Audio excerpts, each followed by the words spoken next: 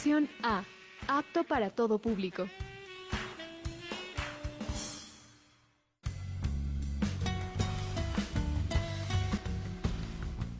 El siguiente programa es de exclusiva responsabilidad de sus productores.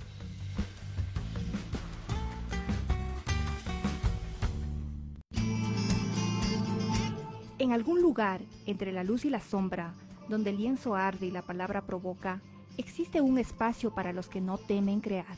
Aquí, el arte no es adorno, es incendio, es pregunta, es revelación. Cada lunes de 11 a 12 del día, abrimos las puertas de este territorio indómito para que pintores y creadores compartan no solo su obra, sino su proceso, sus preguntas, sus obsesiones. Esto es La Galería del Diablo, un espacio de difusión para pintores y creadores, porque el arte no tranquiliza, revela, y a veces lo que revela, quema. Conducen Juan Carlos Jurado Reina y Rocío Soria Romero por 100.9 Cultura FM, donde el arte tiene voz y el diablo pincel.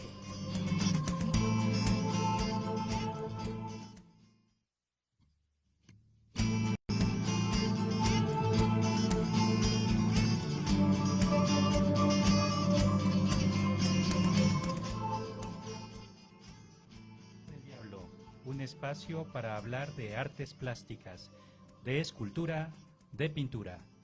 El día de hoy vamos a hablar con Marcelo Cuesta, heredero de la Escuela Quiteña y restaurador. Con él hablaremos sobre su vida, su trabajo y trayectoria. Después hablaremos también sobre la famosa Escuela Quiteña y su herencia en los artesanos y artistas actuales. Saludos, Marcelo Cuesta, ¿cómo estás? Buenos días a todos los radioescuchas y muchísimas gracias por la invitación, Juan Carlos. Vamos en este momento a escuchar a Rocío Soria, quien nos va a hablar un poco de tu trayectoria y de quién eres en realidad, Marcelo Cuesta. Hola, buenos días, soy Rocío Soria y les doy la bienvenida a este espacio radial donde el arte, la memoria y la cultura encuentran voz. Gracias por acompañarnos, comenzamos. Y tal como Juan Carlos lo había anunciado, nuestro invitado de hoy es Marcelo Armando Cuesta Bravo. Él es artista ecuatoriano de la Escuela Quiteña, dedicado a la imaginería y la pintura dentro del arte colonial. Realizó su formación académica en la Universidad Tecnológica Equinoccial, consolidando una base técnica que dialoga con una herencia familiar profundamente ligada al arte. Proviene de una familia de artistas anticuarios y restauradores, siendo la tercera generación dedicada a la creación y conservación del patrimonio artístico. Esta tradición ha marcado de manera decisiva su sensibilidad y su rigor técnico. Desarrolla su trabajo en el Rincón de los Arcángeles, taller de arte colonial, espacio desde el cual investiga, crea y transmite los saberes propios de la Escuela Quiteña. Su producción se caracteriza por el dominio de técnicas tradicionales como la talla en madera, el dorado en pan de oro y plata, la chinesca, el estofado, el floreado, la policromía, el encarnado con vejiga de cordero y el envejecido artístico, así como por la práctica de la pintura de caballete clásica de esta tradición. Su obra busca mantener viva la tradición del arte sacro ecuatoriano, integrando herencia familiar, rigor histórico y una identidad artística personal. En un tiempo donde lo inmediato desplaza lo paciente, su trabajo nos recuerda que el arte también es oficio, transmisión y permanencia.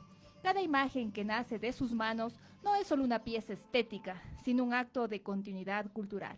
Hoy conversaremos con un creador que no solo produce obra, sino que custodia una tradición. Sin más preámbulos, damos paso a la entrevista con Marcelo Armando Cuesta Bravo.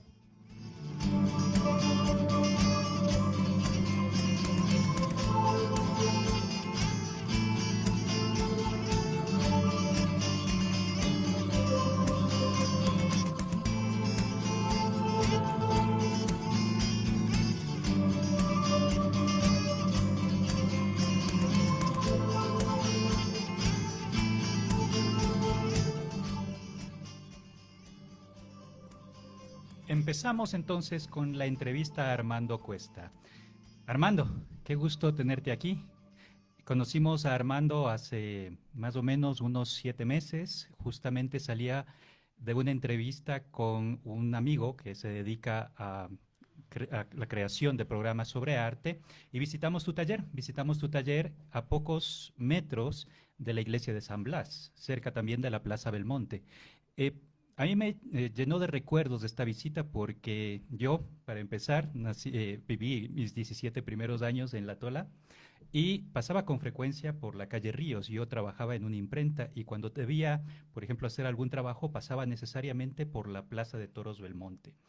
Eh, en ese tiempo, te estoy hablando de hace más de 30 años, ese espacio estaba vacío, no encontrabas ninguna actividad cultural, ni cafeterías, menos aún talleres. Pero tuvimos esta grata impresión al entrar en tu taller y ver que te dedicas, ¿sí? Que un ecuatoriano, que un quiteño se dedica al trabajo a la manera de los maestros de la escuela quiteña. Por eso, y para saber de dónde procede este interés y este conocimiento de la tradición de la escuela quiteña, háblanos de tu trabajo, háblanos de dónde empieza también tu trabajo, de tu familia. Continúa, por favor, Marcelo. Bueno, yo estoy muy ligado a lo que es el arte sacro, netamente el arte tradicional de la escuela quiteña. Bueno, te comento rapidito, todo empezó cuando mi abuelito vino acá a la capital. Entonces él fue uno de los grandes mercaderes de aquí de Quito y él incursionó en las antigüedades. Entonces me acuerdo que mi familia tenía muchas tiendas de antigüedades en lo que es el sector La Foch, La Mariscal. Entonces contábamos con 6, 7 diferentes tipos de almacenes, mis tíos, mis tías. Entonces incursionaron también en lo que es el arte desde muy jóvenes. Entonces mi abuelito nos enseñó esa tradición. Entonces yo crecí en medio de pinturas, esculturas, antigüedades. Entonces para mí fue algo excepcional formarme de esa manera por parte de mi familia, ya que a nosotros nos inculcaron la tradición del arte. Entonces, ¿qué te puedo decir? Que todo empezó desde cuando yo nací. O sea, yo ya nací en medio del arte, de cuadros, de esculturas, antigüedades, y crecí en ese mundo, ¿no? Entonces, para mí fue algo emocionante formarme, ¿no? En este sentido. Entonces, creo que por parte de toda mi familia fue la precursora también para que yo esté aquí conversando contigo acerca de la escuela quiteña. Magnífico, porque tú ya naciste rodeado de todas estas imágenes, de esta imaginería a la manera de la escuela Sí. quiteña, porque es lo que encuentras, por ejemplo, en las tiendas de anticuarios. Así es, propiamente se maneja mucho lo que es el arte tradicional quiteño. Tienes que saber que en el siglo XVIII, en ese entonces era el arte plástico de aquel momento, ¿no? Nosotros incluso fuimos exportadores para todo el mundo, ¿no? Nos compraban esculturas, mandaban pedidos de muchos países, Colombia, Perú, México, y te podría seguir enumerando muchas esculturas que están fuera de nuestro país, ya que nosotros éramos la cuna y tradición de la escultura en ese entonces. Magnífico. Tú entonces te criaste en ese ambiente, pero luego decidiste también formarte de manera, realizar estudios, ¿no? Realizar estudios formales en una universidad. Fuiste a la Universidad Tecnológica Equinoccial, seguiste la carrera de restauración. Así Háblanos un es. poco de tu experiencia. Bueno, para mí fue una experiencia muy enriquecedora, ¿no? Entonces, donde tú aprendiste muchos criterios y muchas formas y más que todo técnicas para inculcarte en lo que es el mundo de la restauración. Entonces ya más o menos te puedo decir que fue una experiencia muy linda, muy hermosa, ya que después de eso yo ya me dediqué con los conocimientos previos que tenía de mi familia y entonces me dediqué a tener una tienda de antigüedades, entonces en el sector de la Mariscal, exactamente en la Wilson y Amazonas. Entonces tú caerás en cuenta que a través del tiempo nos vino esto de la pandemia y nos jodió prácticamente a todos. Entonces tuvimos que cerrar algunas tiendas de antigüedades y todo. Entonces ahí donde que va mi cambio de la Mariscal a la Tola. Pero originalmente te dedicaste a la venta de antigüedades o ya producías tus obras de arte, Yo, hacías escultura, claro, tallado. como te digo, desde muy pequeño yo le veía a mi abuelito quitar el óxido a un candado de esos que había antiguamente, esos grandotes y todo, los baúles taraciados, ponerle cera de Nicaragua para darles un brillo. Entonces, yo ya tuve toda esa experiencia y esa formación. Y después yo ya le veía a mi papá hablar con sus amigos de una pieza de Bernardo de Legarda o que es del siglo XVIII y todo. Entonces en mí manejó mucha curiosidad. Entonces digo, yo tengo que aprender también eso, porque no en la universidad no te enseñan muchas cosas. Entonces ya es más que todo en la experiencia. Yo estoy hoy por hoy en la capacidad de ver una escultura y más o menos decirte es de tal año, de tal siglo, le pertenece tal vez a tal autor, y eso es lo que me ha pasado. Mucha de la gente me busca también en mi taller para darles un poquito de iconografía de la escuela quiteña también. Sí, y justamente cuando visitamos tu taller, tú me hiciste una pregunta, me llamó mucho la atención ese momento. Me dijiste, a ver, ¿de qué época calculas que es este cuadro? ¿Y y quién crees que fue su autor? Entonces yo te decía, debe ser un cuadro de Samaniego, así. Y tú me dijiste, no, yo lo hice. Entonces fue magnífico porque tú Sí. trabajas a la manera de la escuela quiteña, utilizando incluso no solamente el tipo de figuración, sino la técnica y hasta los materiales. Sí, las técnicas tradicionales de la escuela quiteña, más que todo, como tú sabrás, antes se empleaba los pigmentos naturales, y entonces nosotros también utilizamos ahora muchos pigmentos naturales y muchas de las técnicas. Por ejemplo, te puedo hablar de la técnica de la chinesca, que es una técnica que es a la escultura bañal en oro y plata totalmente, y sobre eso se da los colores para que nos quede colores traslúcidos. Y también muchas de los escultores en aquella época manejaban el tipo de escuela española que era el esgrafiado. El esgrafiado no es propio de nosotros, eso nos trajeron los españoles. Entonces nosotros lo mejoramos con el oro a alto relieve, que eso ya fue parte de nuestra identidad, es parte de nuestro contexto como escuela quiteña. Entonces esa es la parte que nosotros manejamos como escuela quiteña, la técnica del estofado, pero en alto relieve. Y además de eso, sé que tú haces también este encarnado con vejiga de Ah, no, cordero. claro. O sea, tú encuentras eso en las esculturas de Caspicara. Sí, claro. Explícanos un poco ese proceso y háblanos un poco también de tu trabajo. ¿Te inclinas más por la escultura, por la pintura?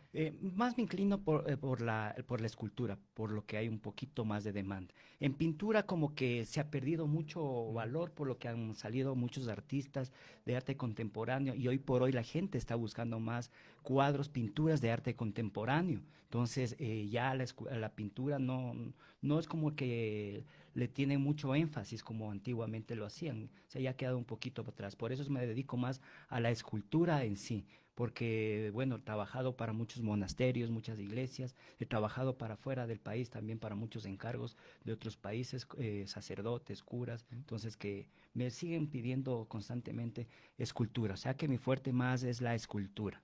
Ujú. Sí, y justamente, y esa es la intención de la Galería del Diablo, presentar otras opciones, ¿no? Presentar el movimiento cultural pictórico, por ejemplo, ver que en medio de toda esta marea conceptual, también hay autores que se dedican a la pintura tradicional, a la manera de los maestros del siglo XIX, siglo XVIII. Claro, como te puedes imaginarte también dentro del taller, nosotros también hacemos reproducciones de artistas de la Escuela Quiteña en Pintura, como el caso de eh, Bernardo de Rodríguez, en el caso también de Antonio Salas, Antonio Salguero. Creo que tú estuviste una vez cuando estaba terminando un cuadro de Antonio Salguero, inclusive, entonces tenemos la producción también de pintura, y más que todo también como te comenté anteriormente, la escultura también. Ujú. Sobre este tema y también sobre estos maestros de la pintura tanto colonial como de la era republicana, vamos a hablar un poquito más adelante porque te hice justamente unas preguntas, ¿no? Porque es una afición que yo también comparto. Me encanta la pintura colonial, me encanta la pintura de los maestros de la República, de estos maestros Salas, Salguero, Cadena. Vamos a hablar un poquito más adelante de ello. Claro que sí. Eh, Tengo aquí una pregunta para cerrar este primer espacio. Es la siguiente. La imaginería colonial no es solo técnica, también es símbolo y devoción. ¿Cómo vives tú esa dimensión espiritual dentro del proceso creativo? ¿Te atrapa tal vez tu obra a tal punto que te disuelves en ella, pierdes, por ejemplo, la noción del tiempo? ¿Hay alguna raíz incluso religiosa que te atrapa y que te une con esta Eh, producción artística? sabes que es muy buena pregunta. Dentro de lo que tú me dices, algo que a mí me atrapa en sí y me apasiona mucho son los Cristos de la escuela quiteña. Entonces, cuando yo hago una escultura de un Cristo, entonces trato de hacerle lo más semejante posible al autor de aquella época, ¿no? Entonces, cuando yo estoy dando las pinceladas y estoy dando los acabados finales, entonces yo lo miro desde lejos y lo veo radiante. O sea, y entre mí digo, ¿qué más hace falta? yo lo observo y eso es lo que me apasiona a mí, saber esa carita, ese énfasis que tiene, ese dolor, pero también que te transmita paz.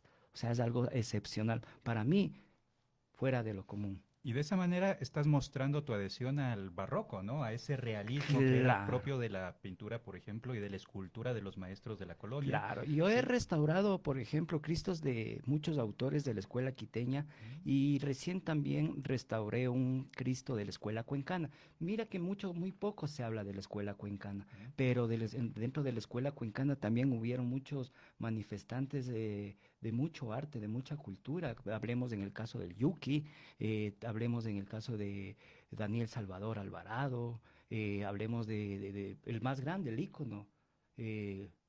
Miguel Vélez. Yo restauré un Cristo de Miguel Vélez, es excepcional.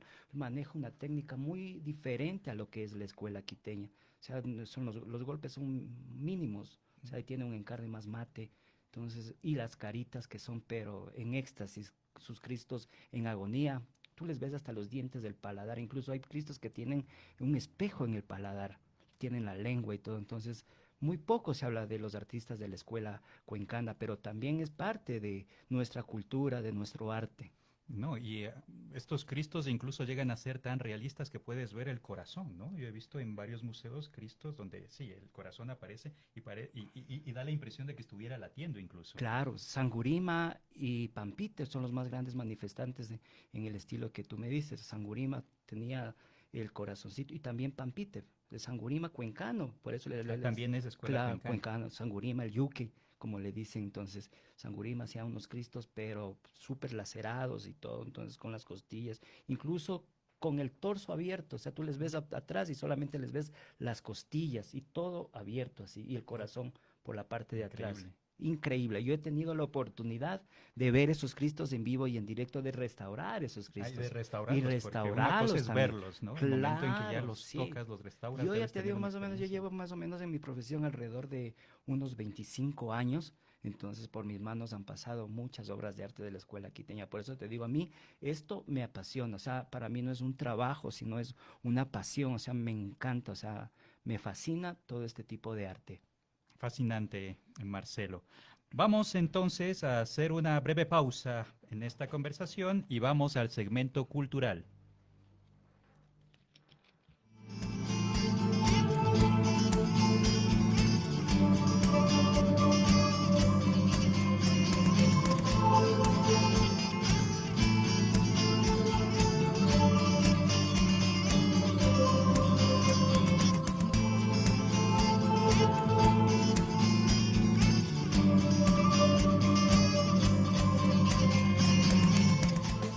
Llegó el momento de abrir nuestra bitácora.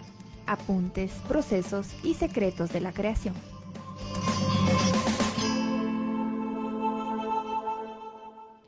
La escuela quiteña, arte, mestizaje y memoria. Cuando hablamos de la escuela quiteña pensamos en retablos dorados, vírgenes barrocas y esculturas conmovedoras. Sin embargo, detrás de esas obras hubo algo más profundo. Una compleja red de artistas y artesanos que construyó entre 1550 y 1820 uno de los movimientos artísticos más relevantes de la América colonial.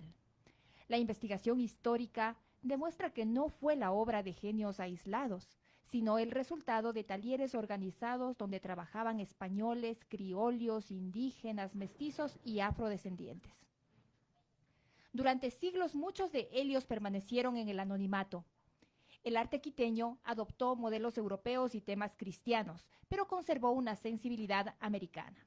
En tallas y pinturas aparecen maíz, aves locales y resonancias simbólicas propias del territorio. Fue un proceso de mestizaje cultural, técnicas traídas de Europa transformadas por la experiencia y la mirada de los pueblos originarios. Los artistas no vivieron necesariamente en condiciones privilegiadas. Dependían de contratos estrictos, afrontaban deudas y litigios e incluso podían ser encarcelados.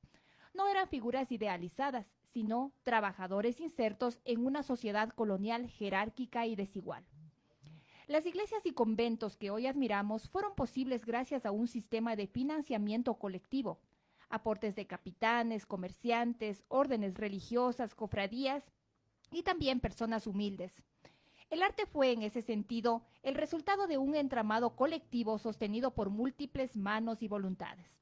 Uno de los mayores aportes de los estudios documentales ha sido la recuperación de nombres y trayectorias a través de archivos notariales, eclesiásticos y judiciales. Los investigadores han reconstruido la vida cotidiana de los talleres. El arte deja así de ser únicamente objeto estético para transformarse en testimonio histórico. Como señalan Alfredo Costales Samaniego y Piedad Peñerrera de Costales en Artesanos Desconocidos de la Escuela Quiteña, detrás de cada retablo existen biografías concretas, maestros identificables y aprendices con historia. Ya no son sombras, son sujetos inscritos en una trama social compleja. La Escuela Quiteña no solo fue un estilo barroco, fue un espacio donde se entrecruzaron poder, fe, trabajo, desigualdad y creatividad. Comprenderla es comprender una dimensión esencial de la historia social del Ecuador. Muchas gracias, Rocío, por esta información acerca de la Escuela Quiteña. Vamos al corte y volvemos.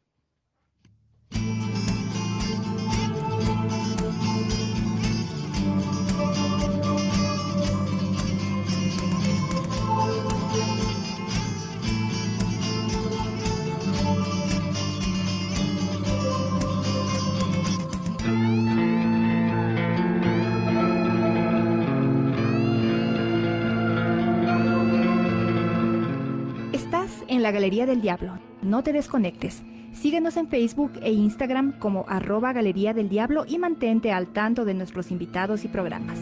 Vamos a una breve pausa y regresamos por 100.9 Cultura FM.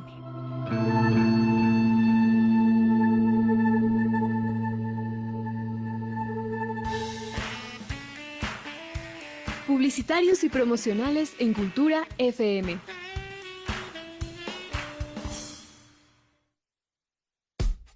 Desde este 23 de febrero, la radio suena diferente. La radio suena diferente.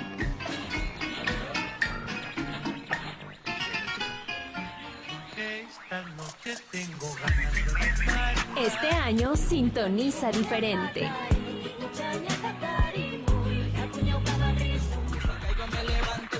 Más voces.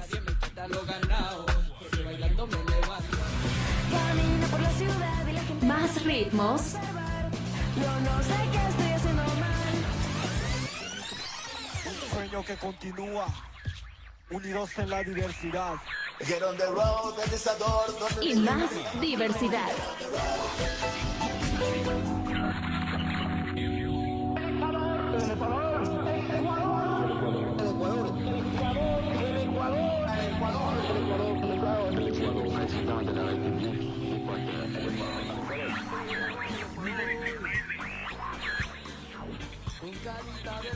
Cultura FM 100.9. La radio de las diversidades. La radio de las diversidades. De las diversidades. Esta sed me va a matar.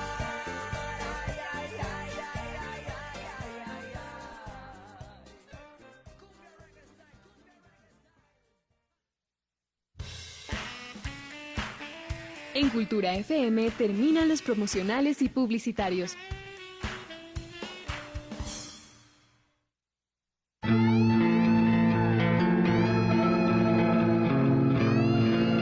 Ya estamos de vuelta en la Galería del Diablo. Gracias por continuar con nosotros. Seguimos por 100.9 Cultura FM con más arte, más diálogo y más voces que construyen cultura.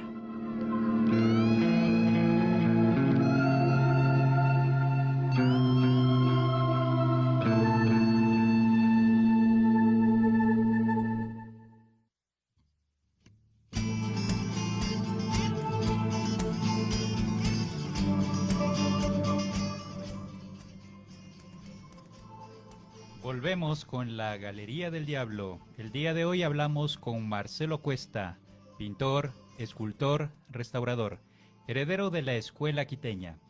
Marcelo, vamos a hablar un poco de la Escuela Quiteña. Tú eres un gran maestro, un gran conocedor de esta escuela y de su trabajo.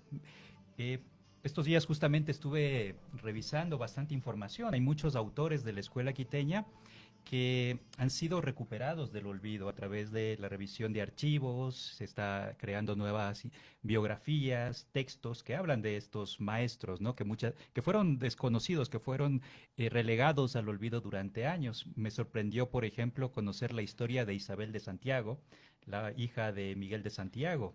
Me pareció fascinante también saber que existe una tradición que no es exactamente la de los grandes maestros, por ejemplo, la de Santiago, Goríbar, sino la de estos artistas que hacían lo que se conoce como arte popular, pero es un arte popular inspirado también en la escuela quiteña. Háblanos un poco de esta gran tradición y del paso a este arte popular, del cual tú tienes bastante información. Verá, primeramente tenemos que saber entender qué es la escuela quiteña. La escuela quiteña no es más que una manifestación artística y de artistas que se dieron en la Real Audiencia de Quito. Y basándonos en eso, encontramos que el fundador de la escuela quiteña fue Fray Jodó Corrique, a quien se le denomina uno de los principales fundadores, quien creó el Colegio de Bellas Artes de San Andrés. Y dentro del Colegio de San Andrés tuvieron la oportunidad de crear muchos escultores y pintores también famosos, pero muy poco se habla del arte popular. ¿Y qué es el arte popular? El arte popular no es más que, tanto en pintura y en escultura, es hacer creaciones en el anonimato, sin técnicas, sin conocimientos, o sino simplemente porque era la pasión de ellos. Dentro de nuestra escuela quiteña también encontramos esculturas del siglo XVIII, XVII, que fueron formados por artistas anónimos que no tenían buena técnica. Si tú puedes ver una escultura de un ángel que no tenía buen encarne o de pronto no tenían las proporciones adecuadas para sí a tomarlo en cuenta, pero sin embargo la toma la historia también como dentro de la escuela quiteña. Dentro de los belenes tú ves mucho de de estas esculturas, por ejemplo, un aguatero, pero no tiene mucha técnica, o sea, pero se dieron también en ese contexto en el siglo XVIII, en el siglo XVII, y muy poco no le toman en cuenta ese tipo de escuela, pero sin embargo existe lo que se llama el arte popular. Claro, al visitar tu taller conocimos algo de este arte popular. Nos mostraste los cuadros inspirados en Samaniego, en Miguel de Santiago, y luego nos mostraste algunas imágenes que justamente no obedecían a esos cánones de la escuela quiteña. Había, por ejemplo, brazos mal pintados, imágenes que carecían de simetría, y justamente me comentabas que pertenecían al arte popular, pero sin embargo, a pesar de eso, a pesar de esas evidentes fallas en la técnica, eran imágenes que conmueven, son imágenes que conmueven, que llaman la atención no solamente por su carga histórica, sino por el poder simbólico que tienen. Entonces yo vi, por ejemplo, nos mostraste algunos cristos, nos mostraste vírgenes también, que proceden de esta tradición popular, pero tal vez en medio de estos autores anónimos hay alguno que ya tal vez, del cual ya se conocen los datos, se rastrea su nombre, por ejemplo. ¿Hay algún representante conocido de esta tradición de arte popular? Mira, la pintura que yo te enseñé, que era un Jesús de la caña, que no tenía muy buena técnica, ¿no? Pero sin embargo era del siglo XVIII, como yo te comentaba, estaba firmado por Quispe. Ya, un representante de la escuela quiteña también, pero de la escuela popular, del arte popular. Entonces, hay muy poca información acerca de estas personas porque lo hacían empíricamente. Incluso las obras trascendentales de la escuela quiteña, muy pocas son las que firmaban, porque en ese entonces no era bien visto que firmen, ¿no? En el caso de Caspicara, por ejemplo, tú sí sabías cómo firmaba Caspicara. ¿Cómo firmaba Manuel Caspicara? Chile Caspicara. Él no firmaba, escondía su firma dentro del estofado. Si tú ves en en los florones, ves en las liras y todo de la policromía, él ponía sus iniciales, M, C, y las ocultaba dentro de la policromía, del estofado. Entonces, hay veces que tú miras una escultura y dices, wow, esta es hecha por Caspicara. Pues eso es una de las anécdotas que yo te puedo contar así rapidito. Entonces, Bernardo de Legarda fue el único, bueno, uno de los cuales firmó las esculturas, porque cuando él en el siglo XVII hizo Miguel de Santiago la Virgen de Alada, en el siglo XVIII él la reinterpretó y la firmó. Entonces, muy poco se da en el caso de que firmaban las esculturas y todo, más se mantenía en el anonimato. Muchos de los cuadros y muchos también de las esculturas se mantenían en el anonimato. Claro, hay que entender también que esta producción obedece a cierto contexto, ¿no? Donde justamente no se entendía bien la diferencia entre el artista y el artesano. Entonces, a veces muchos de estos productores de arte eran simplemente autores anónimos, no se les daba la importancia Exacto. ni el... Acuérdate también que en ese entonces se trabajaba también en cofradías, ya. Y dentro de las cofradías había un grupo de escultores, pintores. Entonces, tú te encargas de hacerme los pigmentos, tú me vas a hacer los ojitos de vidrio, tú me vas a mezclar los colores y yo como maestro estaba supervisando todo mi taller. Y en ese entonces se trabajaba así, pero era el maestro quien inculcaba, incluso Bernardo de Legarda fue el maestro de Caspicara. Entonces, imagínate que le enseñó tantas cosas a él y muchas de las veces superó al maestro en algunas ocasiones. Entonces, en ese entonces se trabajaba así. Y es ahora también como dentro de nuestro taller también trabajamos así, porque no solamente trabajo yo, detrás de mí hay un equipo para sacar la producción del arte colonial quiteño. Mira, entonces de alguna manera también trabajas, ¿no? A la manera de los antiguos Claro, sí, maestros exacto. y como los talleres. Y para mí es muy importante fomentar que que las técnicas tradicionales de la escuela quiteña no se pierdan, porque hay muy pocos talleres dentro de aquí, de la capital, que nos dedicamos a esto, pero que contados, que realmente manejamos la tradición de la escuela quiteña. Entonces, para mí, mi legado es muy importante que esto no se pierda. Entonces, yo hago una cordial invitación a los radioescuchas que si quieren algún curso o desean obtener más información o visitar mi galería, entonces les hago la cordial invitación para que nos visiten junto a la Plaza Belmonte. Excelente, Marcelo. Marcelo, estos días justamente y para prepararme, tener más insumos para esta entrevista, revisé las biografías de algunos artistas, tanto de la colonia como de la época republicana. Es sumamente interesante conocer esas vidas, conocer, por ejemplo, que Miguel de Santiago fue discípulo de un panameño, Hernando de la Cruz, quien lo adoptó en su taller, y a la vez Miguel de Santiago fue el maestro de Bolívar, y así poco a poco fueron dándose estas sucesiones, y además también de estos gremios hubo las familias, ¿no? Las familias de artistas. Claro, Tú los encuentras, por Salas, ejemplo, a los Salas, Salgueros. Salgueros. Sí, entonces todos ellos eran primos, o sea, todos ellos se conocían entre sí.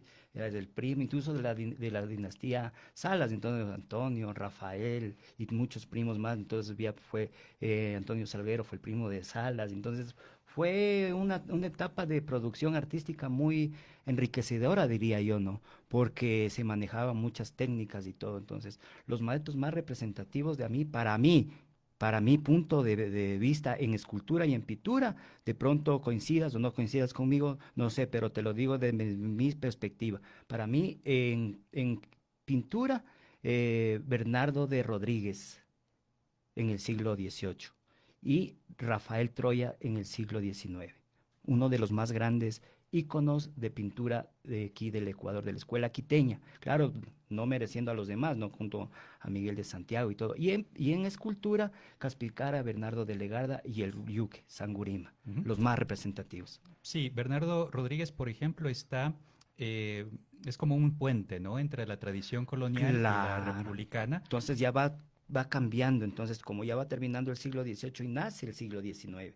Entonces tú ves que ya maneja otra técnica, entonces ya utiliza más colores pasteles, da más realce a la luz, a la estética, o sea, es muy diferente. O sea, son unos cuadros que ya te dan mucha más ternura, mucha más bondad, diría yo. Claro, esos planos a veces morbosos de la imaginería colonial, donde ves la sangre, sí, se hace menos palpable en la pintura republicana, ¿no? Claro, ya nace pues Miguel Vélez, entonces ya deja a un lado todo lo que es la sangre, los golpes y se dedica a hacer unos encarnes más sutiles, más pálidos, sin muchas conexiones, entonces más se dedica es a la belleza estética de la escultura. Entonces, como te decía, tú les ves hasta los dientes, es algo increíble, es algo formidable. Vamos al siglo XIX, entonces ya va cambiando totalmente el estilo también. Entramos a la época de la República. Y ahí tienes a fascinantes representantes, sobre todo de la pintura. Luis Cadena. Sí, Luis Cadena, que es un pintor Claro. maravilloso, y algunos de estos autores que fueron becados para estudiar en Francia, en Italia. Ahí tienes, por ejemplo, al mismo Antonio Salguero, a Luis Cadena, tienes a Juan Manos Salvas, y también, justamente hablando de Salguero, yo vi una pintura, tú estabas recreando, copiando una Reinterpretando. escena, reinterpretando, ¿no? Una escena de un famoso cuadro de Salguero que se encuentra justamente aquí, en el fondo de la Casa de la Cultura Ecuatoriana. Háblanos un poco de tu experiencia. ¿Cómo es para ti y qué papel tiene por ejemplo, copiar o trabajar a partir de obras de los maestros, tanto de la colonia como de la República? Más que copiar, yo diría reinterpretar, porque tú sabes, es muy difícil copiar a uno de los grandes maestros, ¿no? Pero sí se puede reinterpretar. Entonces, porque tú te das cuenta, el manejo del pincel es muy excepcional del maestro. Entonces tú ves que él trabajaba por veladuras y yo en lo personal también lo hago por veladuras, ¿no? Porque resulta mucho más realista para sacar una obra. Entonces en una obra tienes que dejar que se seque el óleo y después dar otra capa más y otra. Tú más que nadie sabes porque tú también eres un gran pintor, amigo querido. Y compartimos la misma afición. A ver, te voy a plantear lo siguiente, te voy a proponer nombres de artistas, tanto de la colonia como de la República, y tú con una o dos palabras me vas a decir lo que representan para Dale. ti. Vamos con el primero. Miguel de Santiago, Miguel de Santiago, claro oscuro, Goríbar, un loco eficaz, Luis Cadena,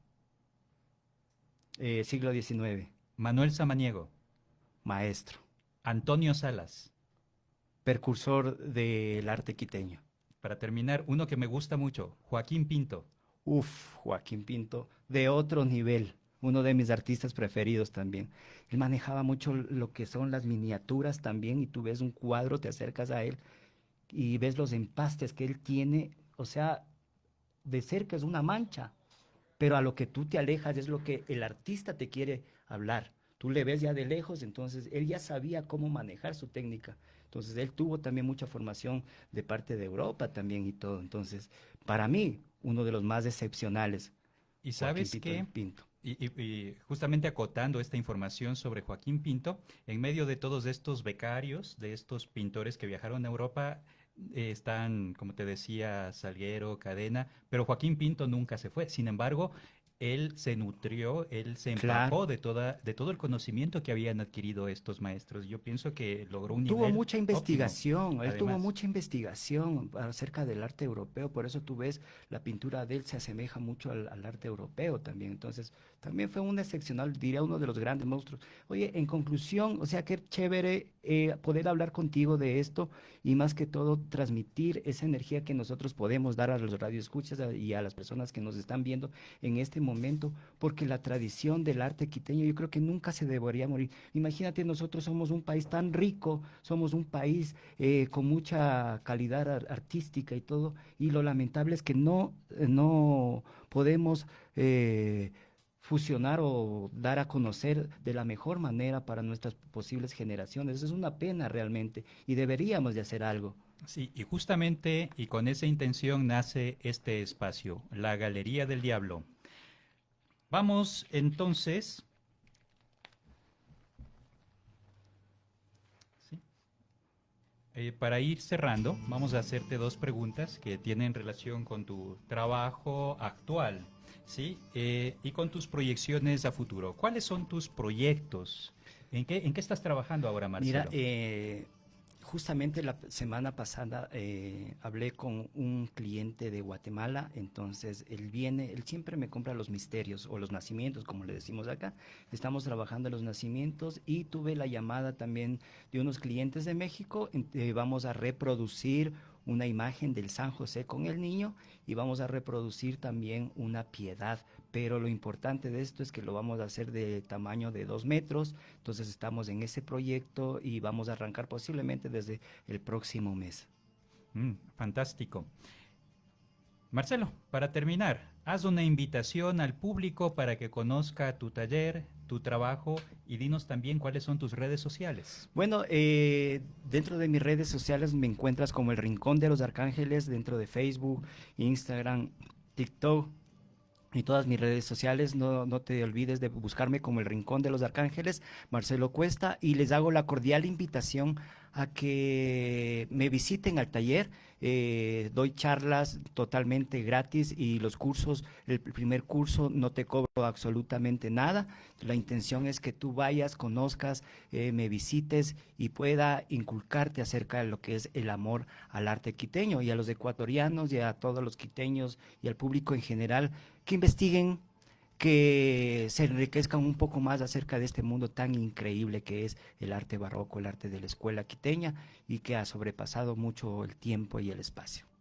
Genial, Marcelo. Entonces, ya lo saben, visiten el taller de Marcelo Cuesta en el Centro Histórico.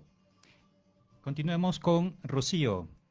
Agradecemos mucho a Marcelo Cuesta por acompañarnos y por permitir adentrarnos en su universo creativo, donde el oficio, la memoria y la devoción dialogan con el tiempo. Gracias por recordarnos que la tradición no es pasado inmóvil, sino una herencia viva que se renueva en cada talla y en cada capa de oro. Gracias también a quienes nos escuchan por ser parte de este encuentro con el arte y la memoria cultural.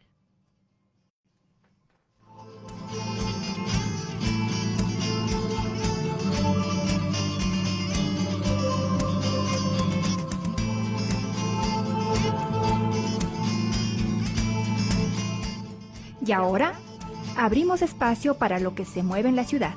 Exposiciones, encuentros, inauguraciones y todo lo que activa la escena artística. Esto es la agenda cultural en la Galería del Diablo.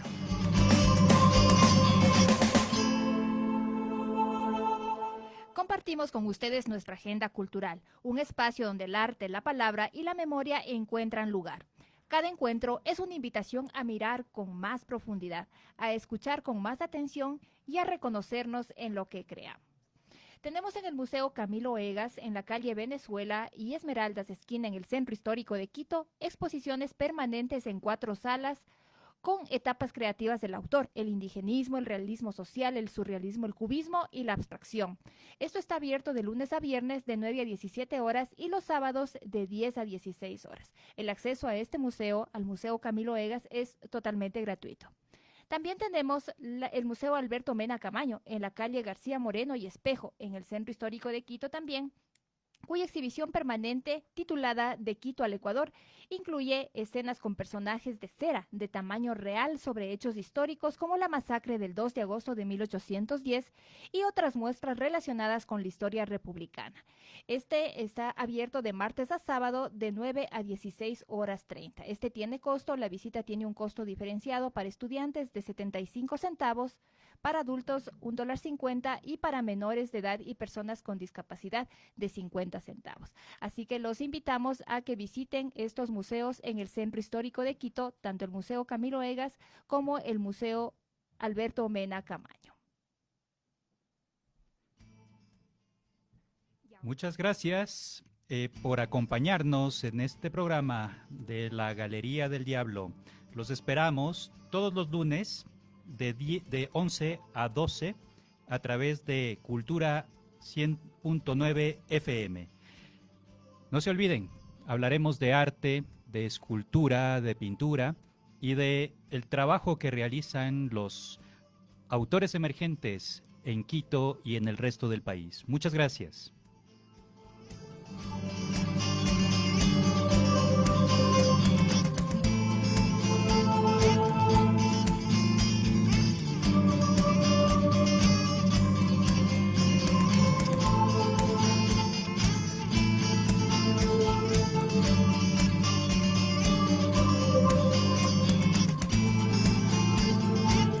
Esto fue La Galería del Diablo, un espacio de difusión para pintores y creadores. Gracias por acompañarnos. La próxima semana volvemos con nuevas voces, nuevas obras y nuevas preguntas que vale la pena escuchar. Síguenos en Facebook e Instagram como @Galería del Diablo y mantente cerca de lo que estamos construyendo.